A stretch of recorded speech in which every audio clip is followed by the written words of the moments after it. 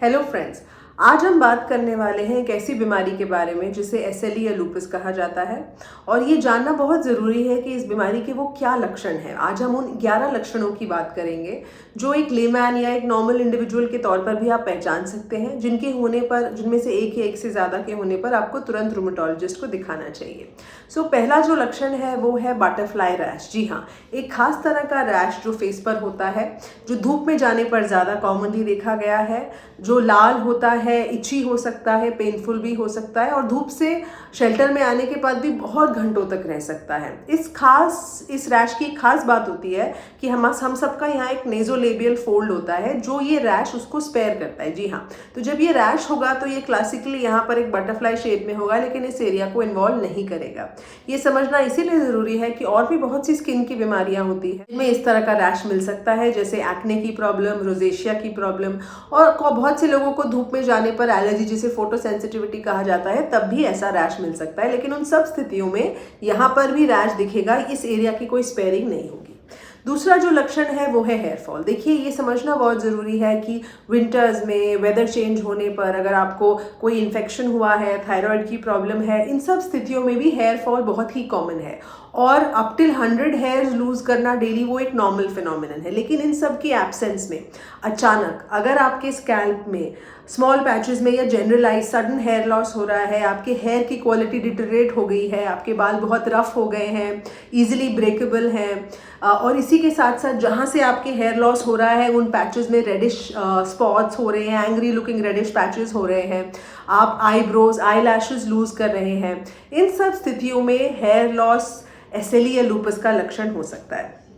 उसके साथ थर्ड लक्षण पे अब हम आएंगे जो है fatigue and low grade fever. जी हाँ, ज़्यादातर ऑलमोस्ट 100% लूपस पेशेंट्स में थकावट एक बहुत कॉमन प्रॉब्लम होती है और कई बार ये बीमारी का पहला लक्षण होता है, इसलिए इग्नोर भी हो जाता है क्योंकि पेशेंट समझते हैं कि थकावट स्ट्रेस की वजह से है, काम ज़्यादा होने की वजह से है। कई बार विटामिन डी, B12 डेफिशिएंसी से उसे एसोसिएट कर दिया जाता है।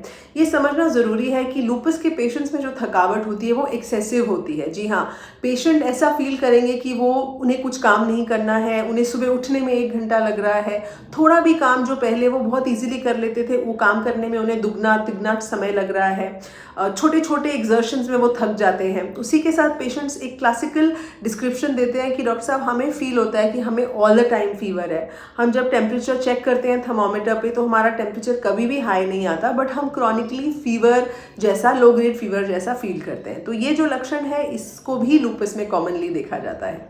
अब हम आते हैं चौथे लक्षण पर। आपने मुझसे और भी जगह सुना होगा कि एसएलई एक बीमारी है ओवर एक्टिव इम्यून सिस्टम की वजह से। इनफैक्ट जो मैंने इससे पहले बात की, फीवर और फटीग का कारण भी ओवर एक्टिव इम्यून सिस्टम होता है। तो ऐसा देखा गया है कि एसएलई के पेशेंट्स में ना सिर्फ इम्यून सिस्टम ओवर एक्टिव है बल्कि उनका इम्यून सिस्टम डिसफंक्शनल भी है। जी हाँ, वो ठीक से काम नहीं करता। इसलिए बहुत से एसएलई पेशेंट्स को एसएलई के लक्षण शुरू होने से पहले ये हिस्ट्री मिलेगी कि उन्हें बार बार इन्फेक्शन होता है। पेशेंट्स डिस्क्राइब करते हैं कि हमें साल में 2-3 बार निमोनिया हो गया, मल्टीपल टाइम्स यूरिन इन्फेक्शन हो गए, हम डॉक्टर के पास गए तो कहा गया कि ये बैड लक है।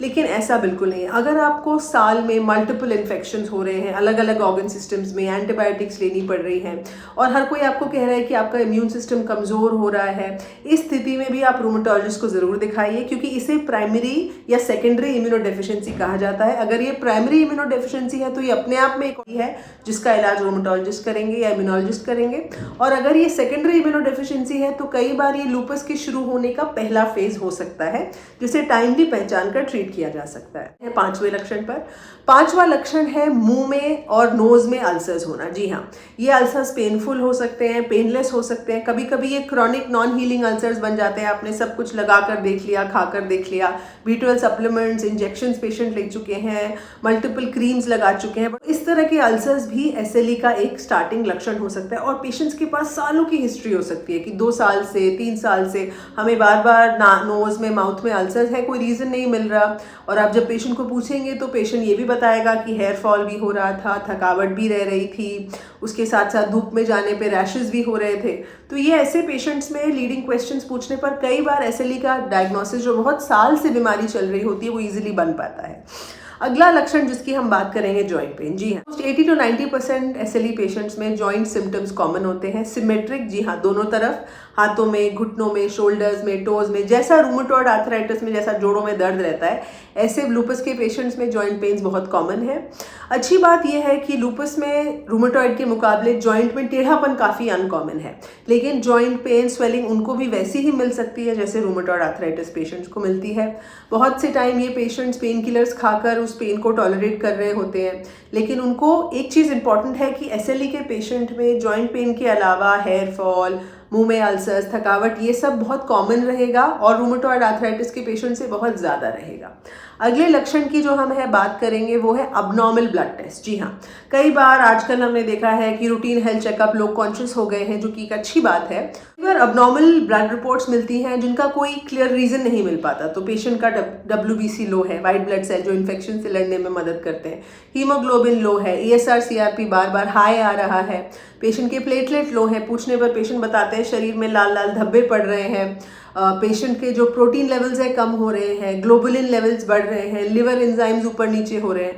तो अगर आपके ब्लड रिपोर्ट्स में बहुत कुछ अबनॉर्मल आ रहा है, आपके फिजिशियन से आप दिखा चुके हैं और कोई क्लियर रीज़न उसके लिए नहीं मिल पा रहा है, तब भी आपको रूमेटोलॉजिस्ट को दिखाना ज़रूरी है, क्योंकि ये भी एसएलई का शुरुआती लक्षण हो सकता है।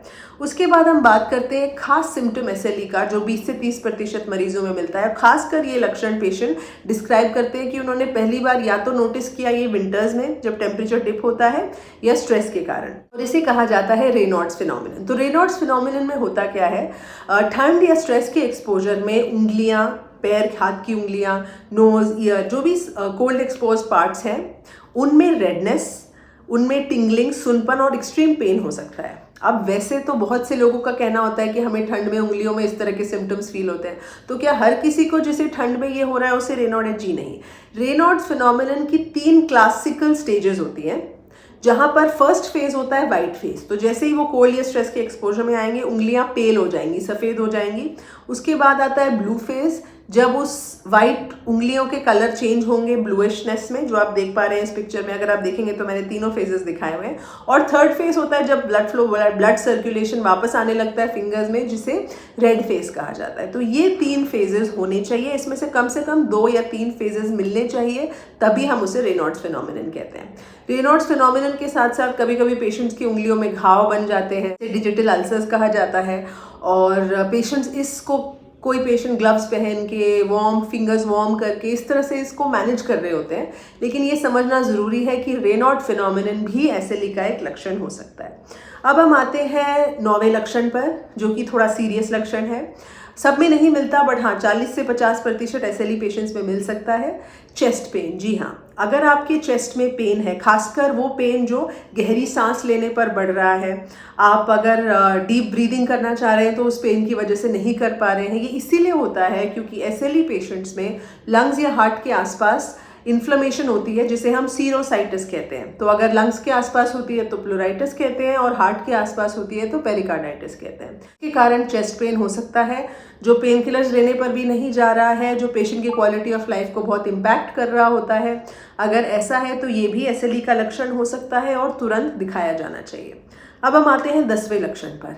अगर ये लक्षण हो रहा है तो ये समझिए एसएलई बहुत आगे बढ़ गई है, एसएलई बहुत सीवियर है, और एसएलई का ट्रीटमेंट अब 1 मिनट भी डिले नहीं किया जा सकता। वो है ब्रेन फॉग। जी, पेशेंट को ब्रेन पे एसएलई का लक्षण है, जैसे कि अगर आपको फिट्स आ रहे हैं, अगर आपके बिहेवियरल चेंजेस हो रहे हैं, डिप्रेशन, एंग्जाइटी, अगर आप चीज़ें भूल रहे हैं, आपका बिहेवियर अबनॉर्मल है, घर वालों का कहना है कि ये इंसान अब वैसा नहीं लग रहा जैसे पहले होता था, चीज़ें भूल रहा है, कॉन्सेंट्रेट नहीं कर पा रहा है, कॉन्स्टेंटली कंफ्यूजन की स्टेट में, या फिर जिसे कहते हैं दिमागी थकावट रह रही है, जिसे मेंटल फॉग कहा जाता है।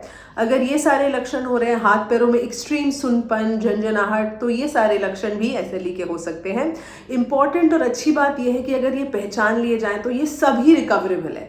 आमतौर पर ये सोचा जाता है कि ब्रेन की बीमारियां ठीक नहीं होती, उनका ट्रीटमेंट अवेलेबल नहीं है, लेकिन एसएलई के कारण होने वाले ब्रेन पे असर को अगर सही टाइम पे पहचान लिया जाए तो कम्प्लीटली ठीक भी किया जा सकता है। अब हम आते हैं last but not the least, kidney failure. जी हाँ, एसएलई के बहुत से पेशेंट्स में खास तरह का किडनी इन्वॉल्वमेंट होता है, जिसे लूपस नेफ्राइटिस कहा जाता है, जहाँ पर पेशेंट की एडी में सूजन आने लगेगी, पेशेंट के फेस पे स्वेलिंग आने लगेगी, पेशेंट की भूख कम हो सकती है क्योंकि यूरिया होने लगता है, क्रिएटिनिन गड़बड़ होने लगता है, पेशेंट का वीकनेस बहुत ज़्यादा आ जाती है क्योंकि यूरिन में प्रोटीन लॉस होने लगता है। ऐसे पेशेंट्स को किडनी बायोप्सी की ज़रूरत पड़ती है। ऐसे पेशेंट्स का ट्रीटमेंट समय पर शुरू करने से किडनीज बचाई जा सकती हैं, डायलिसिस पर आने की नौबत को रोका जा सकता है। तो ऐसे पेशेंट्स यूजुअली या तो रूमेटोलॉजिस्ट के पास रेफर किए जाएंगे नेफ्रोलॉजिस्ट द्वारा या फिजिशियन द्वारा, क्योंकि ये सब लक्षण लेकर वो पहले उनके पास जाते हैं।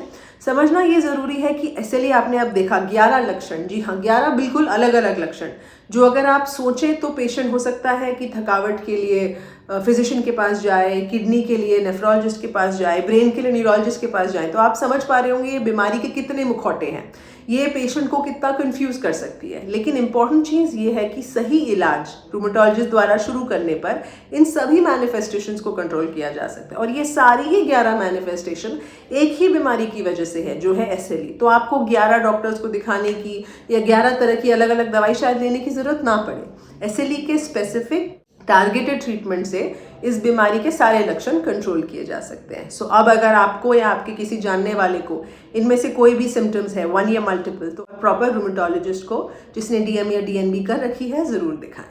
Thank you and have a nice day.